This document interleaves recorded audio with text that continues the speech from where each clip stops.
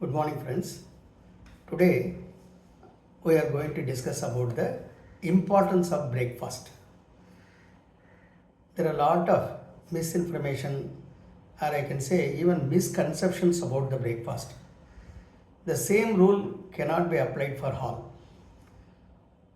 Whom, or I can say, who should not omit the breakfast, or who should take the breakfast, and who can omit the breakfast. This is what we are going to discuss separately. First one, who should take the breakfast? Children, particularly school going children, should take the breakfast. Why I am telling this? If they do not or if they miss their breakfast, they may go for slowly hypoglycemia. Hypoglycemia means fall in the blood sugar. If the blood sugar is less than 70 milligram per deciliter, there are some changes may happen in the body.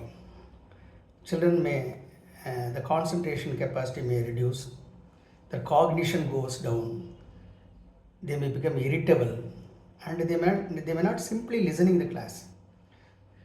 And in extreme cases, why I am telling this, previous night also they are not taken previously, good food and all, they will go for some complications including some sort of a dizziness, or they may fall down. All these things are all quite possible. So children should definitely take their breakfast. Sometime when I happen to discuss with the mother, they have some wrong belief. One mother is telling, I used to give 2 glasses of fresh juice, doctor. I came to know that it is a very good breakfast. I am giving that for a long time. Another mother may say, I will come to that. Fresh juice is not a substitute for breakfast, because fresh juice may be good. It contains some vitamins, some minerals, but it is lacking in in protein, fat. These are all very important for child.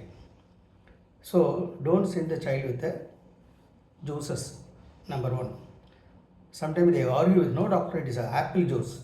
It's very they're thinking that apple juice is very highly nutritious. This is some wrong belief. That's what I can say. Some people even say to the extent, doctor, I am giving ORS, one full tetra pack of oral rehydration, thinking that it is an energy drink. No, ORS is not the energy drink. ORS contains glucose, but it also equally contains sodium and potassium chloride. And the purpose is entirely different. ORS has been created to replace what is that has been lost in the diarrhea or sweating or vomiting. So that should not be given as the breakfast. So ideally, now we will come to what breakfast should be given. Actually, it all depends on the culture. For example, what they practice in the Western countries may not be the same in Eastern countries or South Asian countries and all. But I briefly tell some basic principles. World over, we use egg, bread, or sometimes fruits. I think this can be used in a better way. For example, no child will say, I think all the child will accept if you give French toast. That's a very good one. Or even pancake. Or they may give simply bread toast with egg. Anything that goes with egg in the morning for a child, it is very good. And that too, if the child is very thin and all, sometimes they totally miss the food till after 12 o'clock, 12 noon in the.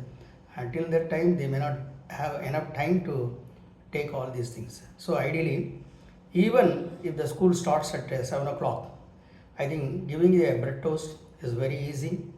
That too, bread toast with egg is very easy. You can go with that. Sometimes some people say they are not tuned to this sort of a breakfast meals.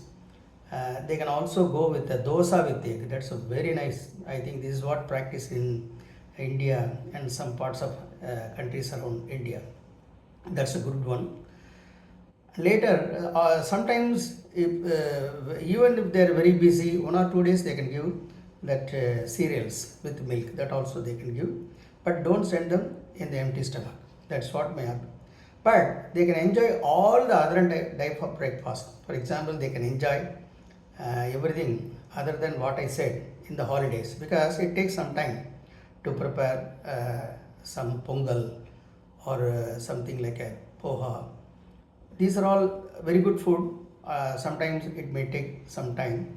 So simply you can add some butter or cheese. If they are vegetarian, they may say, we are not taking egg, doctor. Better, you can go with the cheese. I think cheese will substitute. It will give more or less equal protein in the same weight ratio and all. You can use cheese. That is a very good one. Right. Now we are going to come to the second part. Who can omit the breakfast? I think world over the weight is increasing after the corona, because of the sedentary lifestyle and all. People started increasing their weight. They can simply omit the breakfast, because from 8 to 8, already 12 hours, if they postpone breakfast for another 2 to 3 hours, I think they are crossing the line. The body will turn another mode, that is called fat mode. See, your body gets depleting glycogen, that is which is storage form of glucose. Body want and very badly need energy, particularly the neuronal cells. They need energy. So they burn the fat from the adipose tissues, and in that way you can slowly lose your weight. Actually, they will mobilize the fat not only from the surfaces but also from the visceral fat. So that is a very good mechanism. So the people who want to lose their weight, particularly I already said in my another talk, if your tummy or your belly, you put an inch tape, it is more than 40 inches for male and 35 inches for male. If it is go, you can try. You can postpone the breakfast and take it as a brunch, or you can straight away go to the meals. That is the way you can reduce. I hope I have gained some information. We'll meet again.